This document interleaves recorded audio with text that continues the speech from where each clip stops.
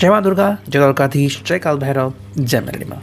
तो आज टॉपिक है सुबह सुबह कोई आपके बारे में क्या सोच रहा है। ओके ये हमारा daily topic and we got 4 objects over here. पहला है ये Everyday Wish Tarot. We got the inspirational messages, we got the divine directions and we got the Avalon Magic. ठीक है, सो 3 ओरेकल एक टैरो के साथ हम करने वाले हैं reading. Let's first do the manifestation. कभी सही अंडरस्टैंडिंग, सही गाइडेंस और सही पाथ हमें मिले, सही रास्ता में मिले जो हम गाइड करते चले। कई बार ऐसा होता है कि सही रास्ता तो मिलता है लेकिन मंजिल बहुत दूर होती है या फिर बहुत कठिन दिखाई देती है। ऐसे में भी हमें सही रास्ते का ही चुनाव करना होता है।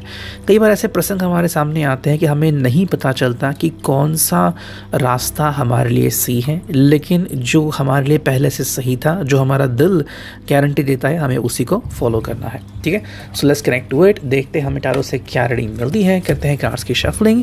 हम चुनेंगे 1 by 1 card and here we go. जो पहला कार्ड हमें यहाँ पे मिला है ये है भाई king of cups, cancer, Scorpio, Pisces. बहुत अच्छा कार्ड। अगर हम किंग की बात करें तो यहाँ पे कम्युनिकेशन के साथ साथ एक बहुत ही सच्ची घटना दिखाई देती है और वो है कि इमोशनली ये पर्सन आपके सामने एक्सप्रेस होना चाहता है। ठीक है, इमोशनली आपके सामने एक्सप्रेस हो सकता है। अब वो कितना देर लगाएगा या फिर कितनी जल्दी हो सकता है वो तो आप दोनों के ऊपर डिपेंड है। सबसे ज़रूरी बात यह है कि आपको बिल्कुल भी इमोशनली उनके सामने खुद को रिप्रेजेंट नहीं करना है। हालांकि अगर आप पहले से ऐसी हैं तो कोई बात नहीं, लेकिन सिर्फ क्योंकि इमोशनल हो चुके हैं तो आप भी इमोशनल हो, ये सही नहीं होगा। सेकेंडली, ये एक्चुअली चाहते क्या है आपसे, ये भी आपके लिए जानना काफ़ी इंपॉर्टेंट है।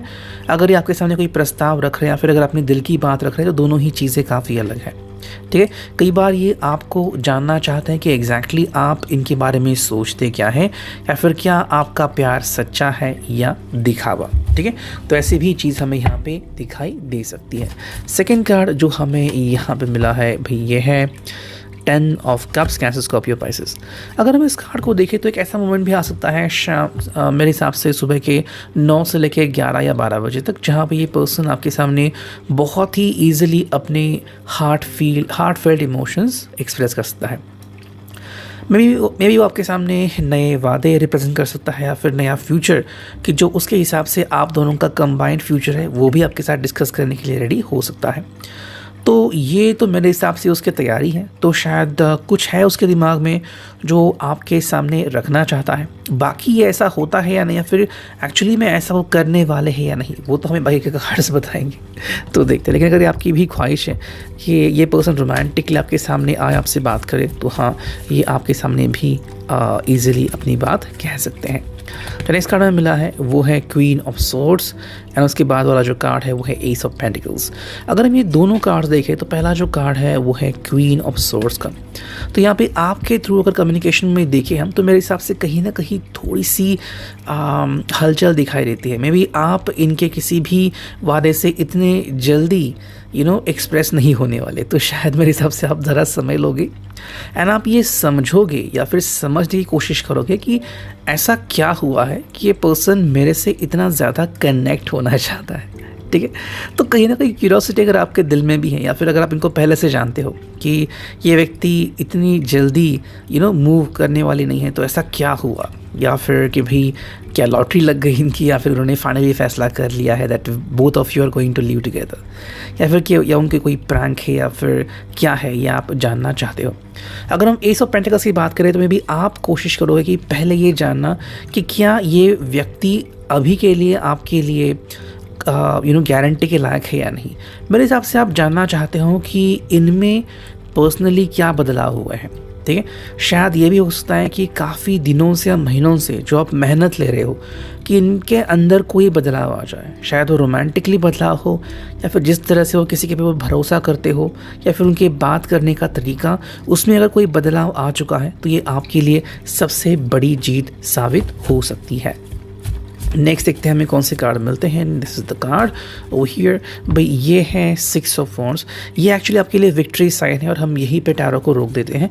मेरे हिसाब से यहाँ पे सारी चीज़ें अच्छी हो सकती हैं अगर आप अपने दिल में सही वादे रखते हैं तो यहाँ पे चीज़ें ऐसी क्लियर हो रही है कि मे बी ये पर्सन भी आपके लिए उतना ही एक्साइटेड है जितना कि आप हो।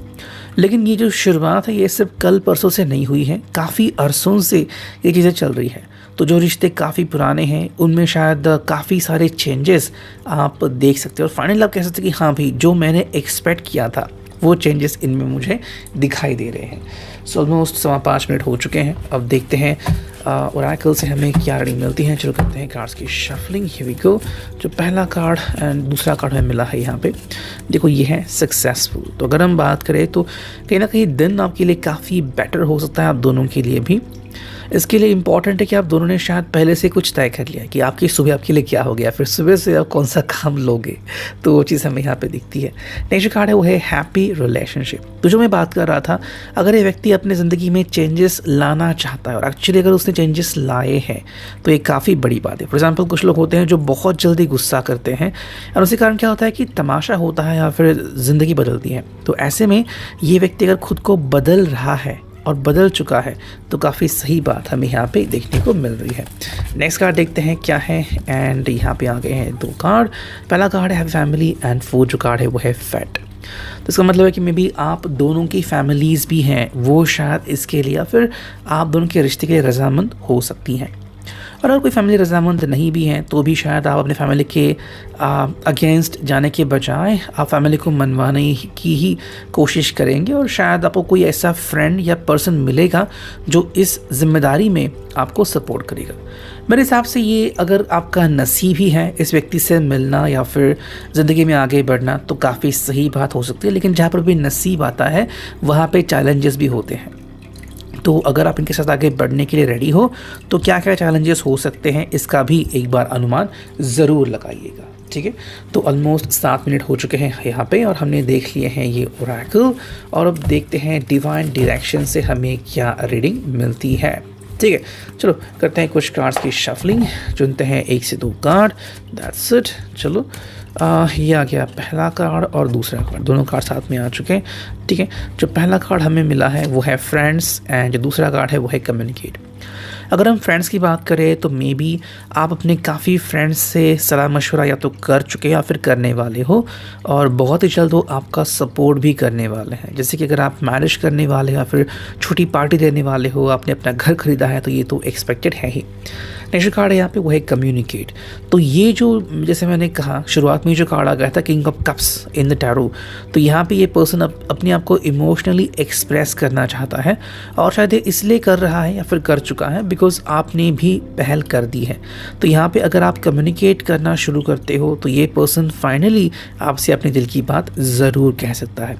नेक्स्ट हम देख रहे हैं यहाँ पे जो कि है एवलॉन मैजिक एंड यहाँ से हमें चुनने हैं सिर्फ 1 या 2 card. Let's connect to it, देखते हैं हमें क्या रीडिंग मिलती है। ये है पहला एंड ये है दूसरा कार्ड। ठीक है, सो प्रिंस चार्मिंग की एंट्री यहाँ पे हो चुकी है एज पर द कार्ड्स।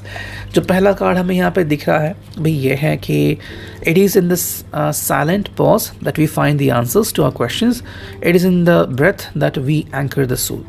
तो कहीं ना कहीं पे आपको अपने सवालों के जवाब मिलने स्टार्ट हो जाएंगे। ठीक है, हालांकि आपके अगर सवाल अलग हैं तो उनके जवाब भी अलग होंगे। हर एक के लिए सवाल अलग अलग होता है। जैसे कि ये पर्सन अभी क्यों बात कर रहा है, क्या ये पर्सन सच्चा है या फिर क्या इनके दिल में गहराई है, ये जो कह रहे हैं क्या सच्चे दिल से कह रहे हैं। काफ़ी ऐसे सवाल हो सकते हैं, उनके सही से भी जवाब भी आपको मिलने स्टार्ट हो जाएंगे।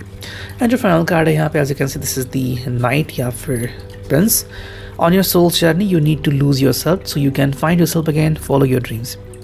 तो जब हम ज़िंदगी जिसे कहते हैं उसमें हमें ज़िंदगी में आगे बढ़ने की कोशिश करनी होती है। कई बार ऐसे मकाम आते हैं जहाँ पे हम रास्ता भूल जाते हैं, भटक जाते हैं, लेकिन ऐसे में ही इसको ही हम कहते हैं एडवेंचर।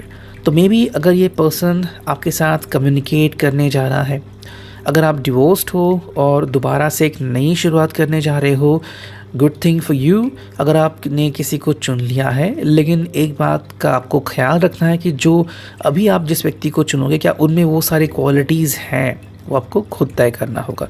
बाकी अगर हम देखें तो कार्ड तो इसको एक्सेप्ट करता है कि हाँ ज़िंदगी में हमें सबको आगे बढ़ना होता है, लेकिन हर एक के लिए मंजिल अलग अलग होती है। Reading I hope it is neat. Thank you, take care, good bye.